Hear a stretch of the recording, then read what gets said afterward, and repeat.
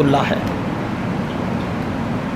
آقا علیہ الصلوۃ والسلام کی ولادت سے کچھ دن پہلے 50 دن 45 دن 2 ماہ 1.5 مہینہ مختلف روایات ہیں، یمن کا بادشاہ کعبہ پر حملہ کرنے کے لیے آ جاتا ہے۔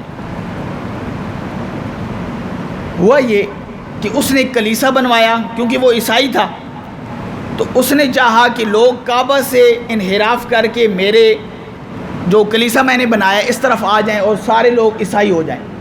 اب لوگوں کے دل میں جو کعبۃ اللہ کا جو ایک مقام تھا، ایک عظمت تھی، وہ کس طرح نکل سکتی تھی؟ لوگ اس کے کلیسے کی طرف نہیں گئے، یہاں تک کہ ایک شخص نے جا کر اس کے کلیسے میں قضائے حاجت کر دی۔ اس کو بڑا غصہ آیا، یار میں نے اتنی محبت سے اتنی محنت کے ساتھ یہ گرجا بنایا، تو اس بندے نے اتنی ناپاک حرکت کی۔ اس نے پکا ارادہ کر لیا کہ میں کعبے کو گرا دوں گا۔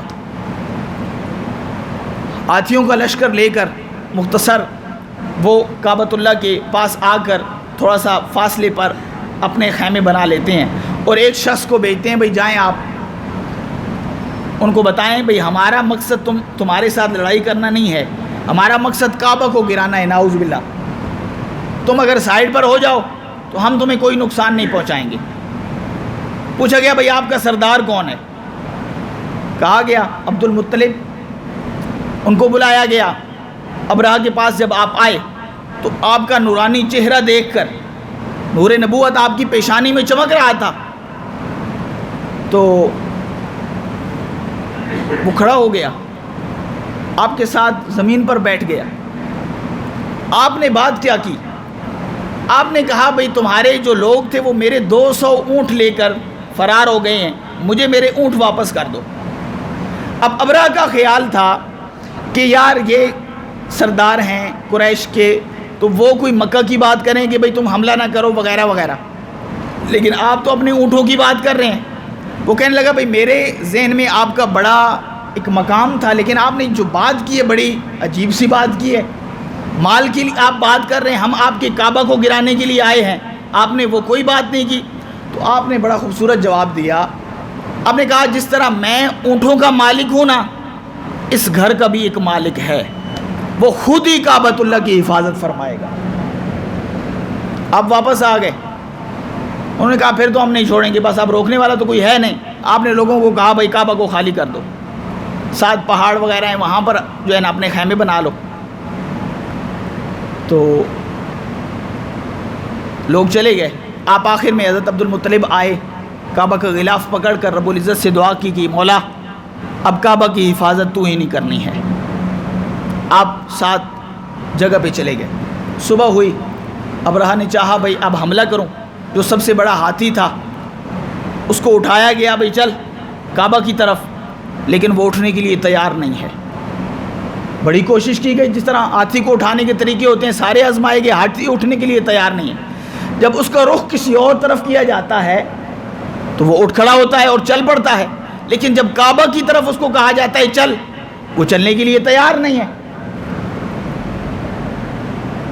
اب اسی کشمکش میں تھے کہ پرندوں کے غول نمودار ہوتے ہیں آسمانوں پہ، چھوٹے چھوٹے پرندے، ان کی چونچوں میں ایک پتھر ہے اور 2 پتھر ان کے پاؤں میں ہیں، اور وہ پتھروں کی برسات اس لشکر پر کرتے ہیں۔ جس شخص پتھر کی مقدار کتنی تھی؟ تفاسیر میں موجود ہے کہ پتھر کی مقدار ایک چنے کی برابر تھی یا مسور کی دال کی برابر تھی، اس کے دانے کی برابر اس پتھر کی مقدار تھی، یعنی کوئی بہت بڑا پتھر نہیں تھا، چھوٹا سا پتھر تھا۔ تو جب پتھر گرایا گیا، چونچوں سے انہوں نے پتھر کو چھوڑا، تو پھر تاریخ میں یہ بات ملتی ہے جس شخص پر وہ پتھر گرتا نا، اس کو چیرتا ہوا، اس کی سواری کو چیرتا ہوا وہ زمین میں نکل جاتا تھا۔ اس پتھر میں اتنی طاقت تھی کہ وہ جس پر بھی گرتا اس کو 2 حصوں میں تقسیم کر دیتا تھا۔ آدھا لشکر تو وہ اسی طرح ابرہہ کا تباہ ہو گیا پتھروں کی برسات کی وجہ سے۔ اب جو باقی لوگ بچے ابرہہ سمیت، وہ جو ہے نا کعبۃ اللہ کا انہوں نے محاصرہ کرنے کے لیے آگے آ رہے تھے، بھاگے. جب بھاگے تو ان کو ایک بیماری لگ گئی، خارش کی بیماری.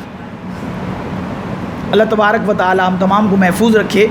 خارش کی بیماری لگ گئی تو انہوں نے اپنے جسم پہ جب خارش کی تو جسم میں زخم بن گئے، جسم میں زخم بنے، ان زخموں میں پیپ پڑ گئی. تو اسی طرح تمام کا تمام لشکر واصل جہنم ہو گیا. تو رب العزت نے اس طرح اپنے گھر کی حفاظت فرمائی.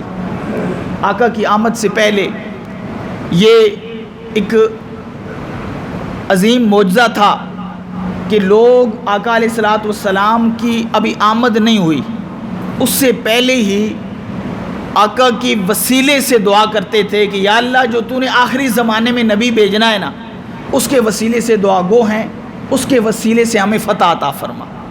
کیونکہ انبیاء کرام کو یہ حکم تھا کہ تم نے اپنی امتوں کو بھی اس بات کی تبلیغ کرنی ہے کہ اگر ہم اس نبی کو نہ دیکھ سکیں، تم نے اگر اس نبی کا زمانہ پایا تو ہمارے کلمے پر قائم نہیں رہنا، ہماری شریعت پر قائم نہیں رہنا، بلکہ ہماری شریعت کو چھوڑ کر اس نبی کا کلمہ بھی پڑھنا ہے، اس نبی کی شریعت کو قبول بھی کرنا ہے اور اس کے مشن کی مدد بھی کرنی ہے.